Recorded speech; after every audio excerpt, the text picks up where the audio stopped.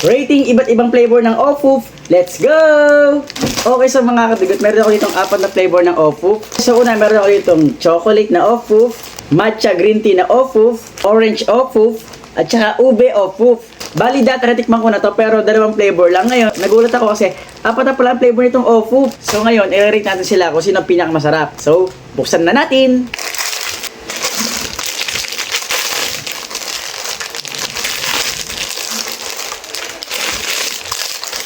Okay, so mga kadugay, ito na lahat ng ating Ofuf. Ang laman ng bawat isa is 24. So ngayon, ang una kong titikman is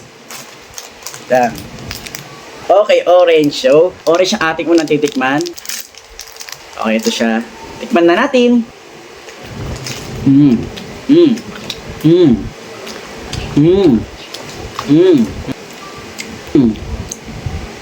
Okay, orange. Mamaya natin i-rate pagkatapos ng lahat. Okay, next. Oy, green tea matcha. Okay. So, ayan siya. Tikman na natin.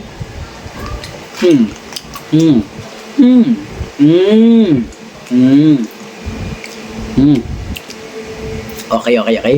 Next. Okay, ang next natin is chocolate. Buksan na natin. Okay. At tikman na natin.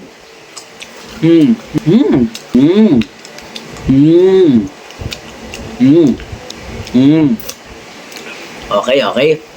Okay, next.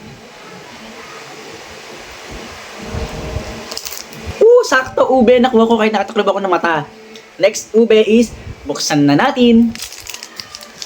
Ito siya, ube yan. Para siyang bulak. Tikman na natin.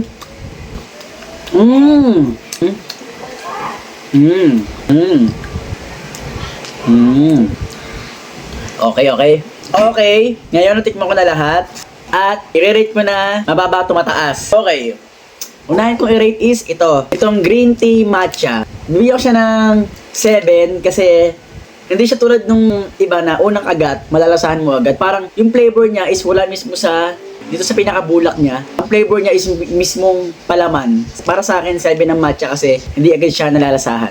7 ng matcha. Next naman is orange. Ang orange, binibigyan ko siya ng 8 kasi para sa akin lang to medyo matapang yung amoy niya agad. Pagbukas ko pa lang, naamoy ko agad yung orange at saka yung pagkagat ko pa lang kahit hindi ko pa nalalasahan yung palaman niya, yung bulak pa lang is talagang orange na orange siya. So, ayoko na medyo matapang. So, 8 pa lang binibigay ko sa orange. Next naman natin is, ang 9 na score ay ube. So guys, yung ube binibigyan ko ng 9 kasi parang sa orange din siya. Pagkabukas mo, amoy mo agad pero hindi matapang kasi hindi naman masyadong matapang talaga ang lasa ng amoy ng ube. At habang kinakagat ko siya, tulad din ng orange, habang yung bulak pa lang niya, ito pinakabulak sa loob, is lasang-lasa ko na agad. Tapos mas lumagdag pa nung nalasahan ko yung palaman niyang ube. So, pares na siya ng orange pero hindi na siya masyadong matapang kasi nga ube flavor.